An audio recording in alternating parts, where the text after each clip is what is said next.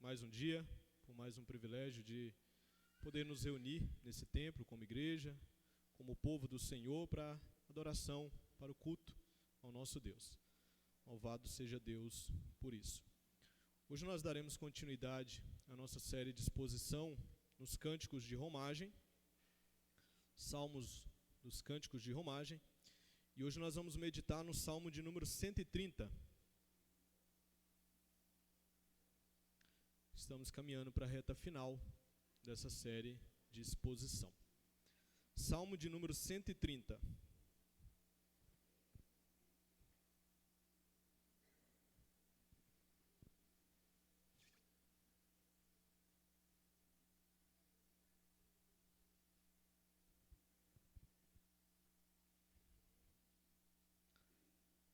Salmo de número 130. Farei a leitura de todo o salmo. Todos encontraram? Amém? Diz assim a palavra do Senhor. Cântico de romagem. Das profundezas clamo a ti, Senhor. Escuta, Senhor, a minha voz. Estejam alertas os teus ouvidos às minhas súplicas. Se observares, Senhor, iniquidades, quem, Senhor, subsistirá? Contigo, porém, está o perdão, para que te temam. Aguardo o Senhor, a minha alma o aguarda. Eu espero na sua palavra. A minha alma anseia pelo Senhor mais do que os guardas pelo romper da manhã. Mais do que os guardas pelo romper da manhã, espere Israel no Senhor, pois no Senhor há misericórdia. Nele, copiosa redenção. Ele quem redime a Israel de todas as suas iniquidades. Vamos orar mais uma vez, agora pedindo ao Senhor para que Ele venha nos dar o entendimento da sua palavra, que a gente possa aprender e ser consolado pela palavra do Senhor, ser instruído por essa palavra nessa noite. Pai querido, nós somos gratos por tudo que aconteceu até aqui no decorrer deste culto de adoração e de louvor ao Senhor. Somos gratos, Pai, porque o Senhor deu disposição ao nosso coração para estar aqui, para juntos como igreja cultuarmos a Ti. Pai, nós estamos agora diante da Tua palavra e carecemos de instrução, carecemos de repreensão pela Tua palavra, de consolo por meio da Tua palavra, para que nós possamos crescer em maturidade cristã. Precisamos crescer também na graça e no conhecimento do nosso Senhor e Salvador Jesus Cristo. E sabemos que por meio da Tua palavra nós crescemos nessas áreas. Que o Teu Santo Espírito nos ajude a entender a Tua palavra, prepare o nosso coração, aqueça o nosso coração e ilumine a nossa mente, para que possamos entender essa palavra. E uma vez entendida, possamos colocá-la em prática nas nossas vidas. É no nome de Jesus e confiados em Cristo que nós oramos ao Senhor. Meus queridos, o Salmo de número 130, ele é o 6º Salmo penitencial que nós temos dentro do Saltério. Nós temos o Salmo 6, o Salmo 32, o 38, o 51, o Salmo 102 e o Salmo 143. A pergunta que a gente precisa fazer diante desse nome estranho, né, penitencial, é o que esse salmo significa, o que é um salmo penitencial. Bom, são salmos de confissão, de arrependimento pelo pecado que o povo de Deus, por vezes, comete diante dele. Além de ser confissão de arrependimento, também é súplicas pela graça e pelo doce perdão de Deus, que Ele direciona por causa da sua graça e da sua misericórdia sobre a nossa vida. Se a gente parar para pensar em todos esses salmos, se nós fizéssemos uma série de exposição em todos os salmos penitenciais, nós iríamos perceber o quanto de beleza existe dentro desses salmos. Não tem como não ler um salmo desse aqui, você ler um salmo desse aqui e não ficar encantado com a beleza e com a profundidade do salmista e com a comoção do salmista ao expressar os seus pecados diante do Senhor e confiado na graça e nessa misericórdia do Senhor, confiado no perdão do Senhor. A principal proposta desses salmos, então, é enfatizar que Deus, Ele é um Deus que está com os olhos abertos, aqueles que estão desamparados por causa do pecado, aqueles que clamam a Ele por sua misericórdia. Deus está com os olhos abertos, Ele está com os ouvidos abertos a esse tipo de clamor. O Salmo 130, especificamente, ele é um clamor muito sincero, para que o Senhor mostre misericórdia para com o seu povo. Aquele que compôs esse salmo, e nós não sabemos quem foi o seu compositor, a gente não tem informação acerca da sua autoria, ele estava certo de que o pecado que ele havia cometido era um pecado que Deus poderia perdoar. E por isso, diante da sua vida como exemplo e da prática do perdão de Deus sobre a sua vida, ele escreve esse salmo inspirado pelo Santo Espírito, exortando o povo de Israel a se juntar com ele na esperança de que o Senhor continuaria perdoando os pecados do seu povo. Há quem diz que esse salmo é uma espécie de miniatura do Evangelho de Jesus Cristo. Uma vez que o Evangelho é para nós a boa notícia da graça, a boa notícia do perdão de Deus para todos aqueles que estão mergulhados e estão escravizados pelo pecado. Stephen Wiley, no comentário dele sobre os Salmos do Cântico de Romagem, um livro chamado De Volta para Casa, ele destaca que esse salmo ele foi apreciado no decorrer da história por homens que foram importantes para a história da igreja, pois contribuíram teologicamente. Esse salmo foi muito apreciado por Agostinho de Hipona, por Martinho Lutero, por João Calvino e também pelos puritanos, aqueles cristãos da Inglaterra. Inclusive, há um puritano por nome de John Owen, que ele escreveu um livro de 320 páginas somente sobre esse salmo. Imagina, 8 versículos resultar em 320 páginas de conteúdo, comentando e falando sobre esse salmo. É possível que esse salmo ele fosse cantado ou orado pelos peregrinos israelitas, a fim de que eles confessassem o seu pecado todas as vezes que eles estavam se aproximando de Jerusalém. E aí é interessante analisar isso, porque quando a gente começa lá no Salmo 120, a gente tem uma descrição do salmista que está pegando as suas malas e ele está saindo de casa para peregrinar. Quando a gente vem já para essa parte final, vai até o Salmo 134, o que a gente já tem é um movimento dos peregrinos chegando a Jerusalém, para que eles pudessem então cultuar o Senhor, para que eles pudessem então estar ali adorando ao Senhor diante do templo. E aqui, quando eles estavam se aproximando daquele templo, se aproximando daquela simbologia da presença do Senhor, o que eles faziam? Eles clamavam ao Senhor perdão pelos seus pecados. Então esse salmo ele foi escrito com esse propósito. Vocês estão chegando diante do Senhor, clamem por Ele, perdão pelos seus pecados. O reverendo Francisco Macena, também ao comentar este salmo, ele destaca que esse salmo é bem apropriado para indicar para nós o caminho da graça, para aqueles que estão nas mais terríveis condições em que o pecado nos deixa. Os peregrinos, eles sabiam o que significa chegar ao fundo do poço. Inclusive o salmista vai descrever para nós essa situação dele. Eles sabiam o que o pecado faz com o pecador. E eles cantavam esse salmo consciente e com a esperança de que Deus pudesse então ir lá e resgatar eles dessa condição. Eu acredito que esse salmo tem muito a nos ensinar, pois ainda que redimidos, nós somos pessoas, nós somos cristãos, mas nós ainda cometemos pecados. E por causa disso, nós precisamos sempre ter um coração contrito diante do Senhor, uma postura de contrição diante do Senhor. E mais, nós precisamos fazer sempre orações de confissão diante do Senhor. Portanto, queridos, através desse salmo nós vamos aprender nessa noite o quanto o Senhor é gracioso, o quanto Ele é misericordioso para solucionar o nosso maior e terrível problema, que não é outro a não ser o pecado. Esse é o nosso maior problema. E sabe por que o pecado é o meu e o seu maior problema?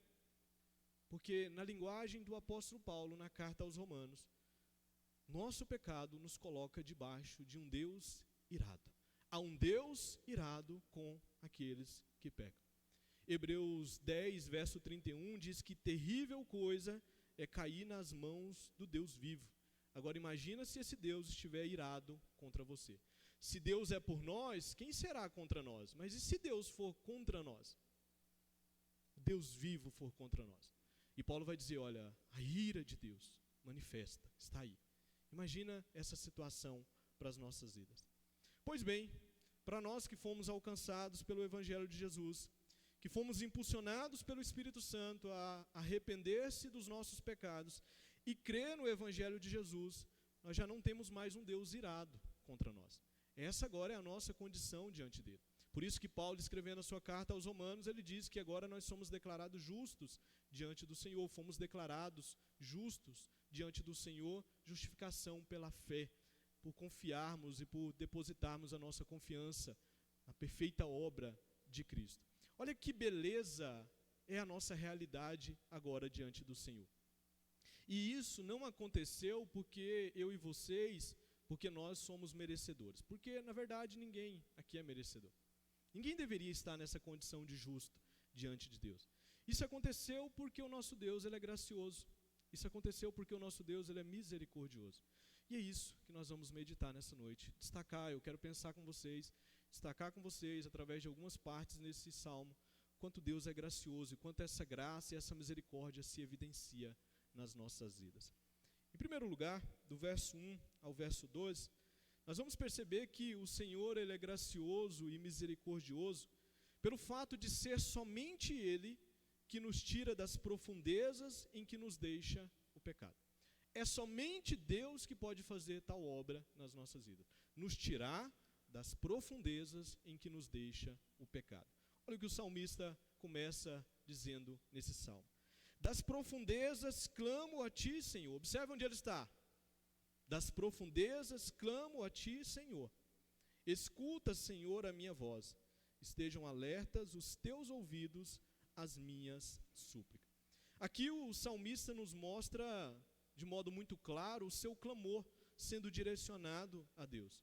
E ele clama dessa maneira, ele grita dessa maneira diante do Senhor, porque ele está em uma situação deplorável, ele está nas profundezas. Ele começa o verso 1 dizendo, das profundezas clamo. Essa é a condição do salmista. A pergunta que nós precisamos fazer aqui é o que são essas profundezas em que esse salmista se encontrava. Os estudiosos, ao comentar esse texto, indicam que essas profundezas aqui falam das ondas do desprazer de Deus contra o pecado do salmista. Isso é, portanto, uma referência à profunda angústia que o salmista estava tendo pelo fato de haver um abismo entre si e Deus, e esse abismo foi ocasionado por causa do pecado. O pecado gera esse abismo do Criador, daquele que é santo, perfeito, para com a criatura que peca diante de Deus. Então o salmista se sente afundado nas ondas do desprazer de Deus. E a figura que ele usa aqui para dizer, olha, eu estou nas profundezas. Estou lançado nas profundezas. Por isso ele clama ao Senhor. Ele pede ao Senhor para que os ouvidos do Senhor estejam atentos, estejam alertas à súplica dele. O salmista sabe que é de Deus que viria a solução para o seu problema. O que a gente tem aqui é alguém contrito diante do Senhor, indicando para nós uma confissão.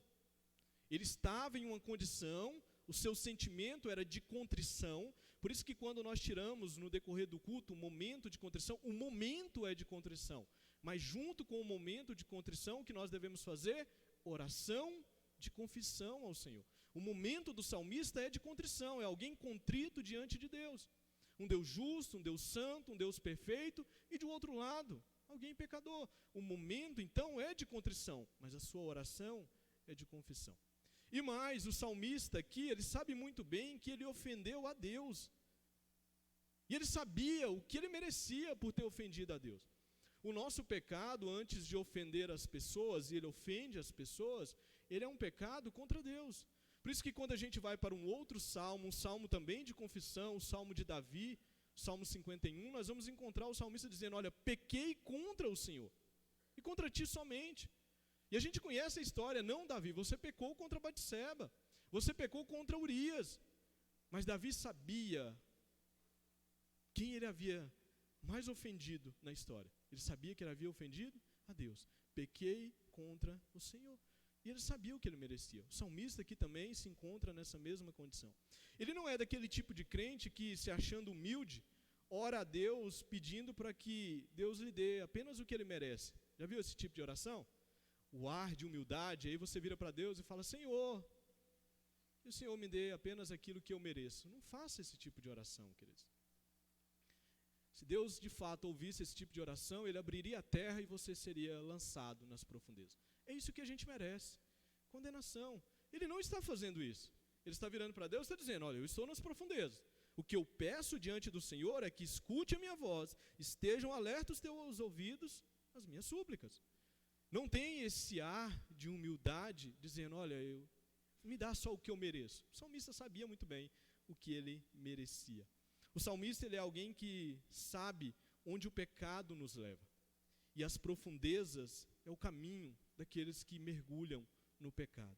Nós temos aqui também alguém que não procura se justificar diante de Deus. Você não vai encontrar nessa atitude de confissão do salmista aqui uma espécie de justificativa para Deus, dando desculpa para Deus acerca do seu pecado, ou dizendo, eu sou vítima das circunstâncias, Senhor. Ele poderia muito bem usar o recurso dos seus primeiros pais, que também são os nossos primeiros pais, Adão e Eva.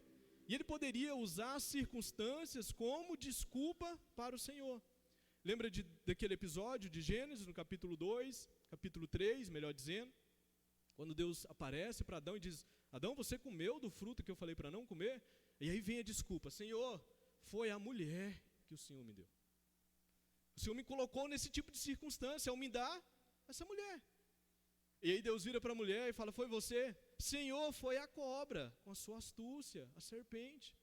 Ou seja, arruma desculpa para o seu pecado. Você encontra algum tipo de desculpa do salmista aqui, ele argumentando com Deus, dizendo, olha, Senhor, eu pequei mesmo. Mas é porque eu estava em uma situação complicada, Pai. Eu fui colocado em um local complicado, de pessoas pecadoras. Senhor, eu vivo numa sociedade pecaminosa, e por causa disso, tem dia que eu sou moldado a ela, tem dia que eu vivo de acordo com a sua palavra. O salmista não está dando desculpa diante de Deus. E aí o Stephen Wiley, ao comentar esse trecho, ele diz algo muito interessante para nós. As circunstâncias não nos fazem agir como agimos. Elas, na verdade, nos mostram aquilo que nós somos. Não são as circunstâncias que nos impulsionam a agir pecando. Elas só mostram aquilo que nós já somos, e nós somos pecadores. Não são as circunstâncias que nos leva a ficarmos ingratos diante de Deus. Não, nós somos ingratos. As circunstâncias só expõem o coração da ingratidão. Tem gente que diz, olha, não posso mandar o meu filho para a faculdade para fazer determinados cursos, porque senão lá ele vai ficar ateu. A faculdade não torna ninguém ateu, queridos. Não torna. Ela expõe o coração dos ateus. Isso ela faz. Mas ela não torna ninguém ateu.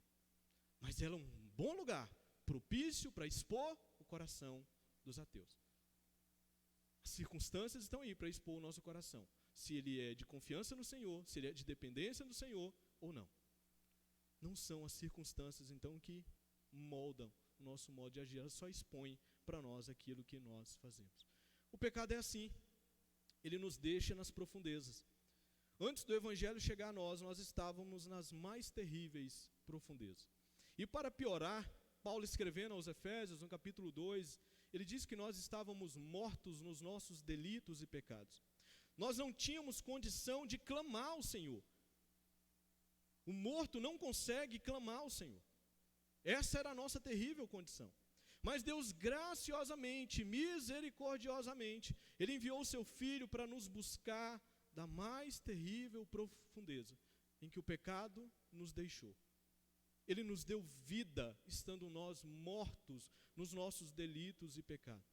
E agora o que Ele está fazendo em nós é tirando a lama do pecado. Nós estamos agora em um processo de santificação.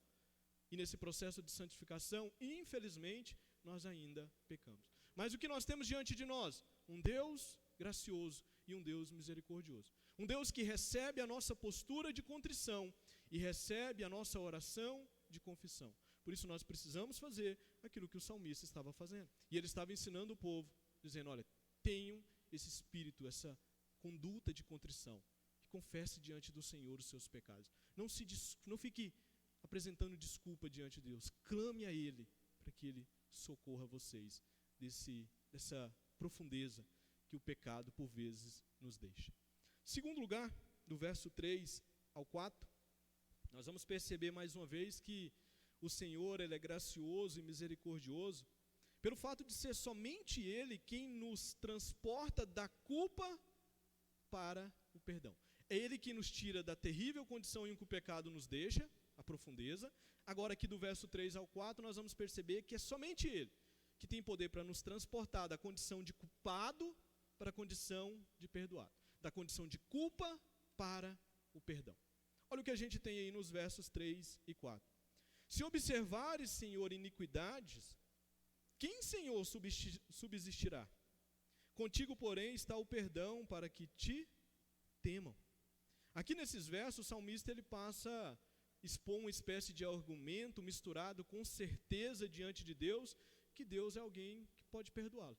Que Deus é aquele que poderia perdoá-lo. O único que poderia tirá-lo dessa condição de culpado para então perdoá-lo.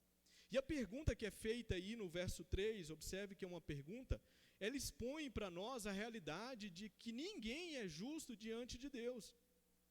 Em outras palavras, é como se o salmista estivesse dizendo que se Deus nos tratasse com base naquilo que de fato merecemos, a sua santidade nos consumiria. Por isso o salmista diz, olha, Senhor, se observares as minhas iniquidades, quem vai subsistir diante do Senhor? Quem vai ficar diante do Senhor? A sua própria santidade vai me consumir. Se o Senhor observar, sua própria santidade irá me consumir. Por isso a pergunta é feita para nos levar a entender que se o Senhor observar a nossa iniquidade, jamais alguém consegue ficar diante dele de pé. Ninguém consegue. A realidade é que nós somos culpados, e é isso que o salmista está dizendo. Eu sei que eu sou culpado, iníquo, mas eu sou culpado diante de um justo juiz, o juiz de toda a terra, e que diante dele nada passa despercebido. Agora, por que o salmista enfatiza tanto a gravidade do nosso pecado diante de Deus? Por que ele faz isso? Porque ele quer mostrar e ele quer instruir o povo de Israel, e isso foi preservado para nós nos nossos dias, o quanto é maravilhoso saber que nós temos um Deus gracioso, misericordioso e que perdoa os nossos pecados. A proposta do salmista é mostrar o quanto é maravilhoso receber da parte de Deus perdão para os nossos pecados. Sabe o momento de contrição que a gente tem aqui no culto, o momento de confissão de pecados? Meus irmãos, esse é um momento maravilhoso no decorrer do culto. Porque é um momento em que nós entendemos, liturgicamente, que o nosso Deus é um Deus que perdoa pecadores. Ele perdoa pecadores. É isso que o salmista está dizendo aqui. E aqui nós aprendemos uma lição muito importante para a nossa caminhada. A lição aqui é que nós devemos apreciar e ficar maravilhado diante do perdão de Deus. E nós só conseguimos fazer isso se estivermos conscientes da gravidade do nosso pecado. Meus irmãos, se nós não tivermos um bom entendimento bíblico da doutrina do pecado, a gente jamais vai apreciar o quanto é maravilhoso o perdão de Deus. E sabe por que às vezes a gente não aprecia, então, a maravilha do perdão de Deus? Porque a gente não entende a gravidade do nosso pecado. Tem um sermão do Jonathan Edwards, Pecadores nas mãos de um Deus irado. Leia, entra no Google lá e digite, ele está disponível. Entre lá para você ver. Pecadores nas mãos de um Deus irado. Para você entender, meus irmãos, o quanto o nosso pecado ele é danoso, o quanto o nosso pecado é problemático. E o quanto é maravilhoso saber que Deus perdoa pecadores. O quanto a obra de Cristo, a perfeição da obra de Cristo nos atinge. Deus ele colocou o seu Filho, meus irmãos, na cruz do Calvário, em um local que eu e vocês era para estar lá. Éramos nós que deveríamos estar lá. Perdoar os nossos pecados, proporcionar perdão para os nossos pecados, foi o ato de Deus de tirar eu e vocês de ir para a cruz e colocar o próprio Filho dele na cruz. Ele se fez maldito por nós, porque era assim, aquele que era colocado no madeiro. Ele era visto como maldito de Deus. E ele se fez maldito em nosso local. Ele tirou de nós a cruz, e ele entregou a cruz para o seu Filho. Olha a maravilha do perdão para as nossas vidas. É por isso que na teologia reformada, nós temos as doutrinas da graça, que todo cristão presbiteriano deveria estar ciente delas, que são os famosos 5 pontos do calvinismo. E sabe onde essas doutrinas, qual é a doutrina que inicia e fundamenta as outras 4? A doutrina chamada depravação total. Se você não tiver um entendimento correto da depravação total, o quanto o pecado nos afetou, você não vai conseguir entender as outras doutrinas da graça. Quando nós entendemos biblicamente o quanto o pecado nos afetou e a condição em que ele nos deixou, e ele nos deixou como culpados diante de Deus, nós não teremos problemas com as outras doutrinas, como a doutrina da eleição incondicional. Deus elege, escolhe pessoas incondicionalmente. Não há nada que há em nós que pudesse atrair a eleição de Deus, para que ele pudesse ser convencido. Eu vou escolher o pastor Edgar. Não há nada em mim. E aqui eu uso as palavras de Agostinho, que dizia, olha, talvez Deus me escolheu porque ele queria mostrar o quanto ele é maravilhoso, o quanto ele é gracioso e misericordioso, salvando aquele que é o pior dos pecadores. O pecado, meus irmãos, fez isso conosco. A gente não tinha mérito, não tem mérito nenhum diante de Deus para que ele pudesse nos escolher. É incondicionalmente. Não há condição em nós para que ele pudesse nos escolher. E às vezes a gente fica revoltado, mas por que Deus escolhe uns e não escolhe outros? Porque ninguém merecia ser escolhido, queridos. Ele quis mostrar misericórdia para um e justiça para com outros. O que eu sei é que, usando agora as palavras de Spurgeon, é que se Deus não tivesse me escolhido, eu, pastor Edgar, jamais teria escolhido a Deus. Jamais. Se ele não tivesse me escolhido. Eu jamais teria escolhido a ele. Porque o pecado me afetou por completo. Depravação total. Se eu entendo essa doutrina, não terei problema com a doutrina da eleição incondicional. Eu não terei problema com a doutrina da expiação limitada.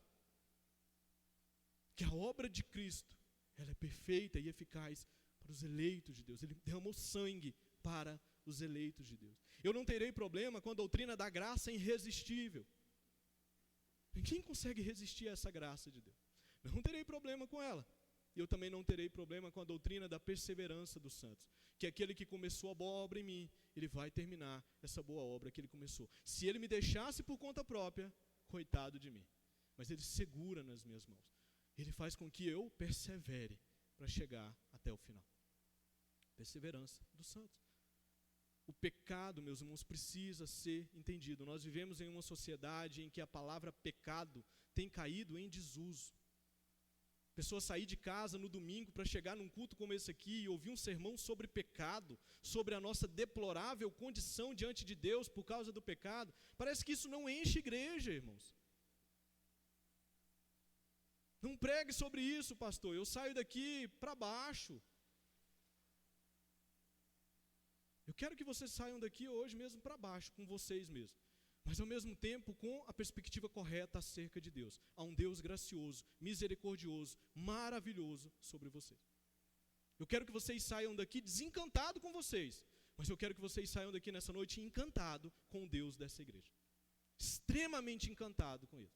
É isso mesmo, a doutrina do pecado, ela precisa ser pregada para que nós possamos entender quão maravilhoso é o nosso Senhor. E aí no verso 4, o salmista, ele diz que com o Senhor está o perdão para que o temamos, para que andemos nos seus caminhos. É Deus e mais ninguém quem nos tira da condição de culpado e nos coloca na condição de perdoado. O perdão está com Ele, porque nós ofendemos a Ele. Ele é o ofendido da história. E Deus não faz isso, queridos, ignorando os nossos pecados. Ele faz isso por um preço muito alto. Ele coloca os nossos pecados em seu Filho Jesus, o justo, o que de fato é justo. E ele coloca a nossa culpa sobre ele, enquanto que a justiça dele é colocada na conta de cada um de nós. E assim nós somos perdoados. Agora nós somos justos diante de Deus. Nós somos justificados pela fé, a tal ponto de termos agora paz com Deus por meio do nosso Senhor Jesus Cristo, como Romanos 5, verso 1 destaca. É essa agora a nossa condição. Justificado, pois, mediante a fé, temos agora o quê? Paz com Deus. Olha a maravilha, olha a graça, olha a misericórdia de Deus. O salmista diz no verso 4, contigo, porém, está o perdão. Se o Senhor observar as minhas iniquidades, ai de mim. E Ele nos oferece um justo. Ele observa a justiça do Filho dele. E Ele deposita agora na nossa conta a justiça do Filho. E Ele então nos perdoa. Mas ainda tem mais. Versos 5 ao 6, nós iremos ver também que o Senhor é gracioso e misericordioso, pelo fato de ser somente Ele quem nos transporta da inquietação da alma para a confiança nele. É somente Ele que nos transporta da inquietação da alma para a confiança nele. Versos 5 e 6 diz assim: aguardo o Senhor, a minha alma o aguarda. Eu espero na sua palavra.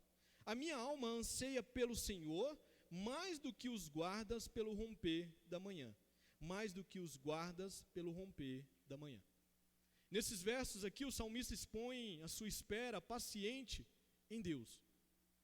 E esses versos, eles são emblemáticos dentro desse salmo, porque eles expõem para nós a confiança inabalável da alma do salmista e do seu anseio pelo Senhor. Uma alma que aguarda, uma alma que anseia ao Senhor.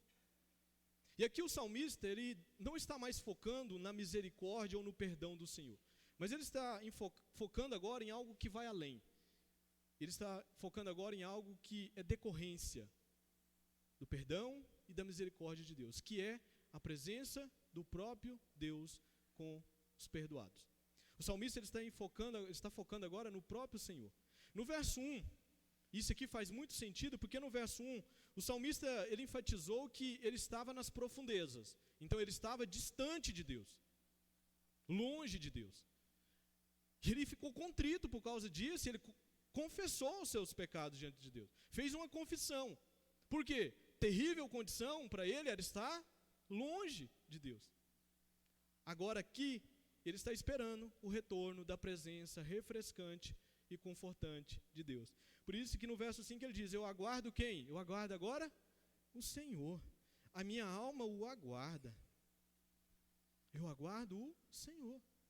O anseio da espera do salmista é colocada para nós no verso 6 como maior do que a dos guardas que passavam a noite toda acordada em vigília, esperando pelo amanhã para irem embora descansar. Os irmãos que trabalham aqui virada de noite sabem o que é isso.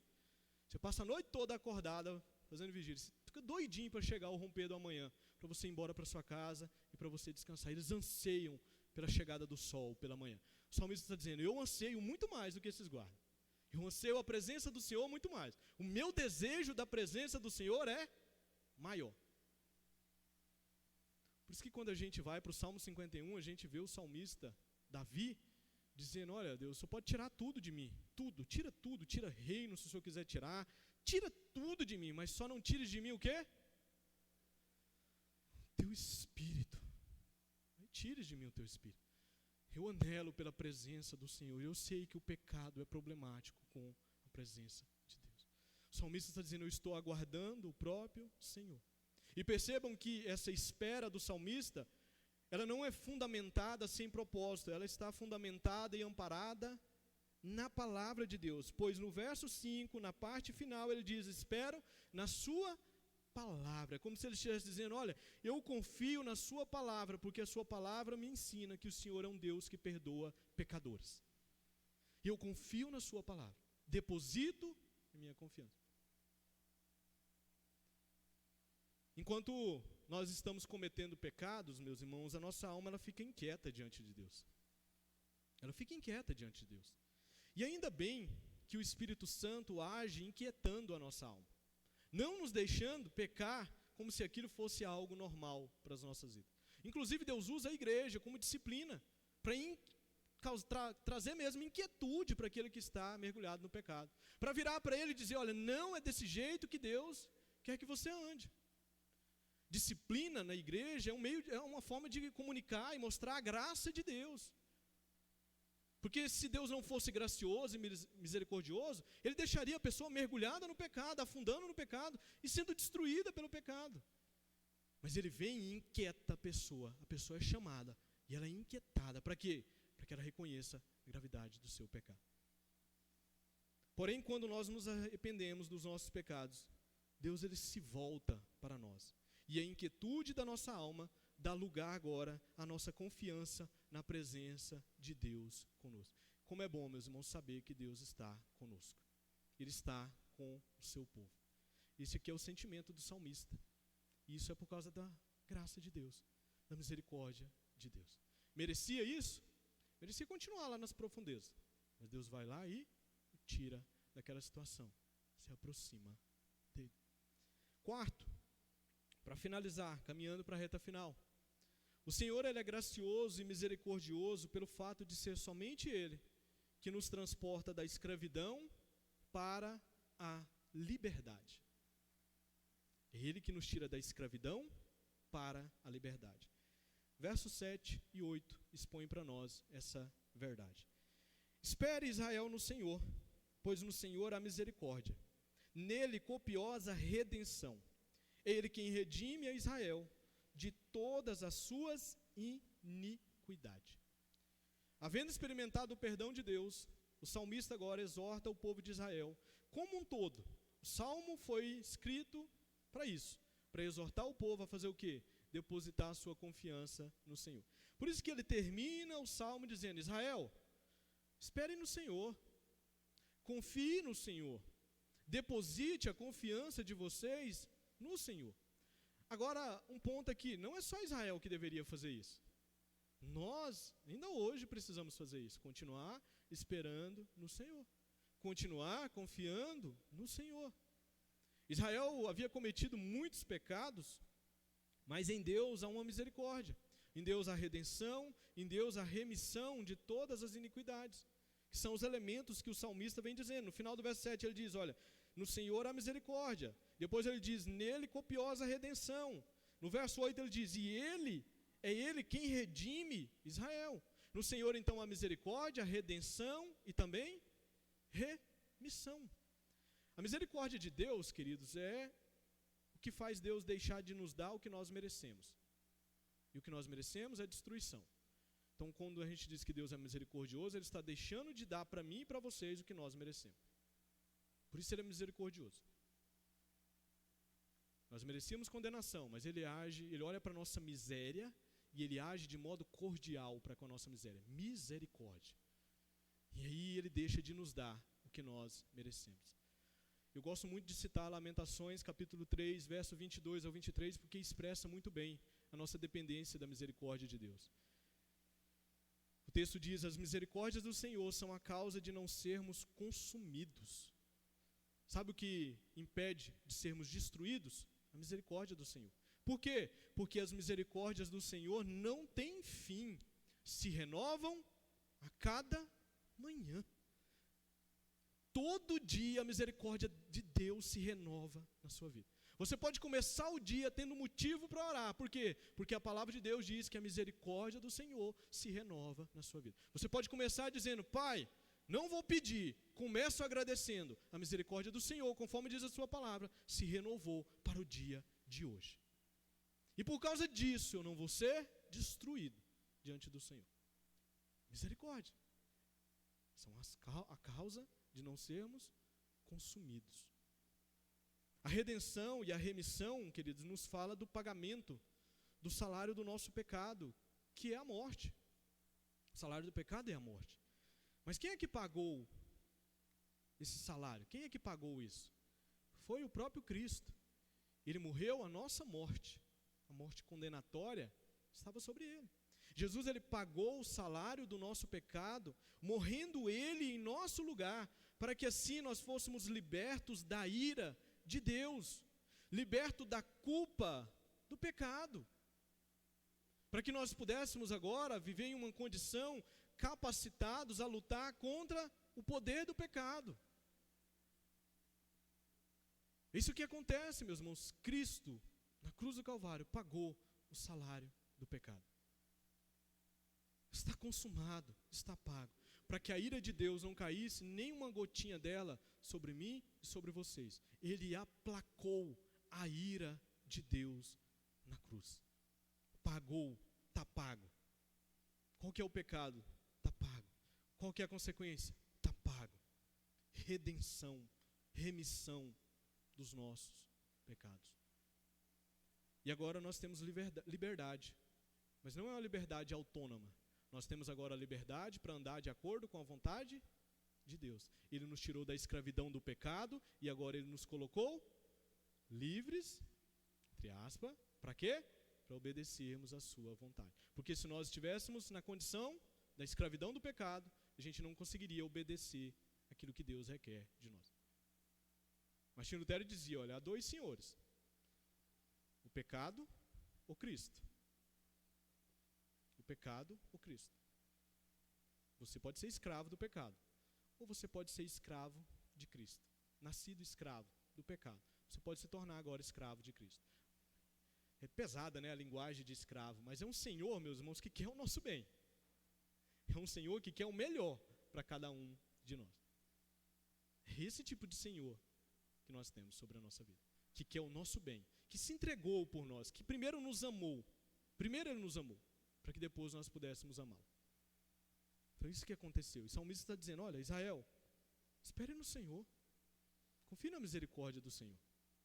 Nele a copiosa redenção. Nele a remissão para as suas iniquidades. Confie somente no Senhor. E aí a gente pode entender por que esse salmo era o preferido de Agostinho, Martinho Lutero, João Calvino, dos puritanos, de John Owen. Ele deveria ser para nós um deleite, como todos os salmos são.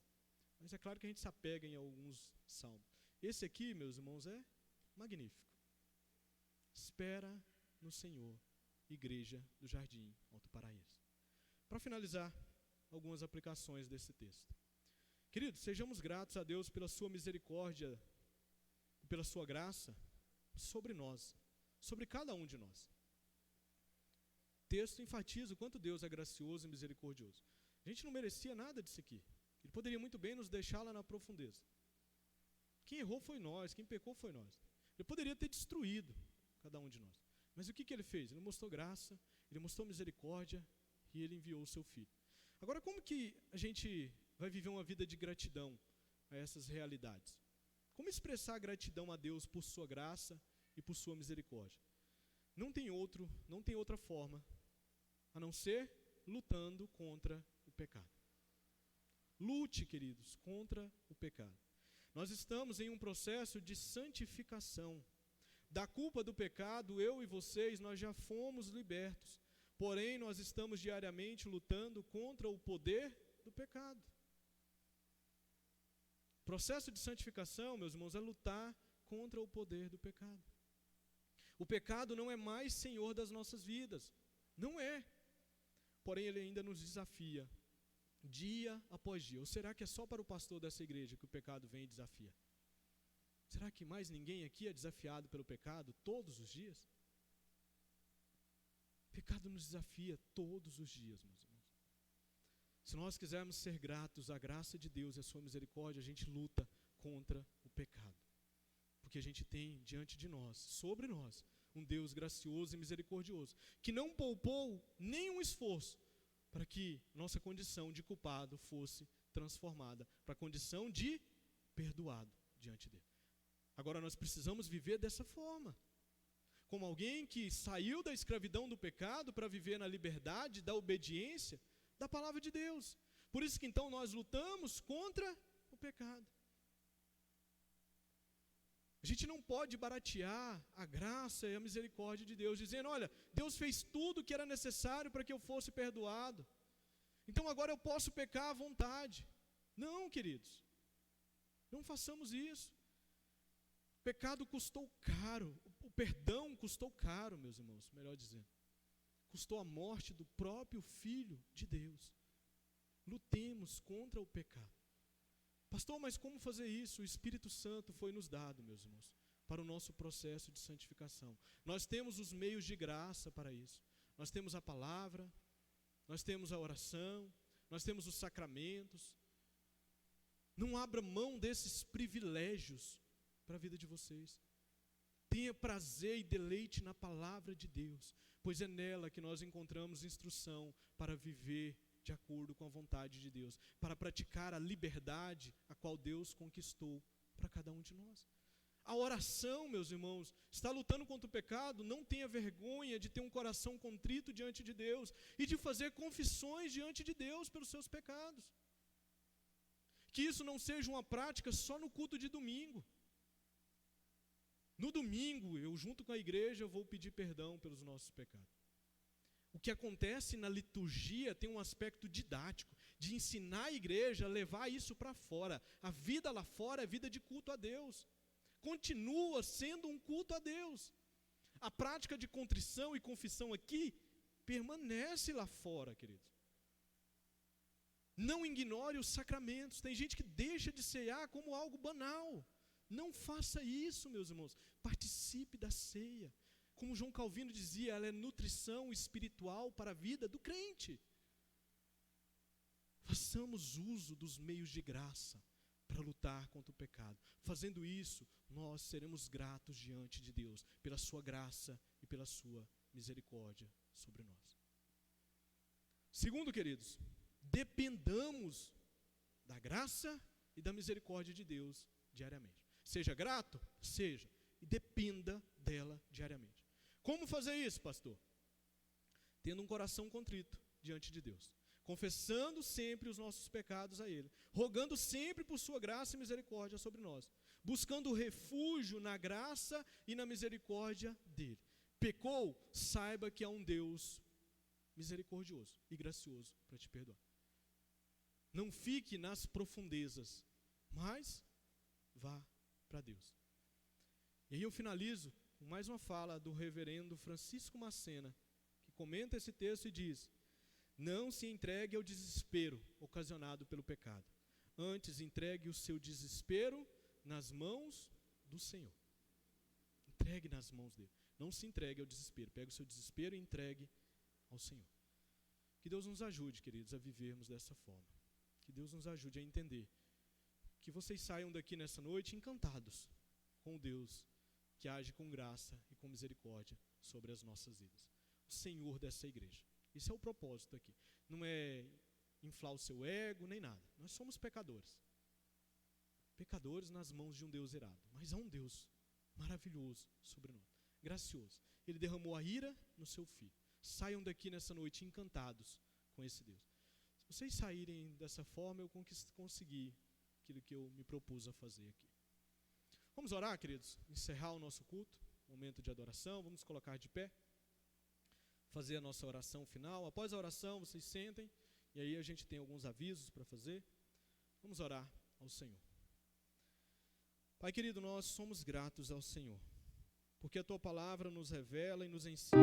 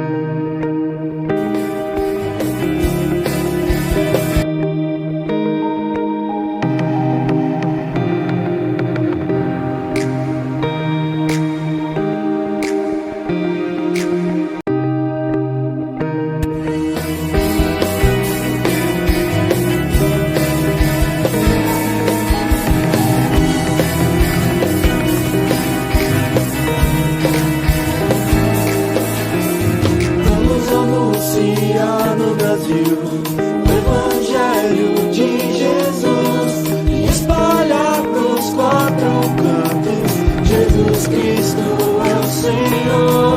Vamos anunciar no Brasil o Evangelho de Jesus e espalhar pros quatro cantos. Jesus Cristo é o Senhor. Juntos,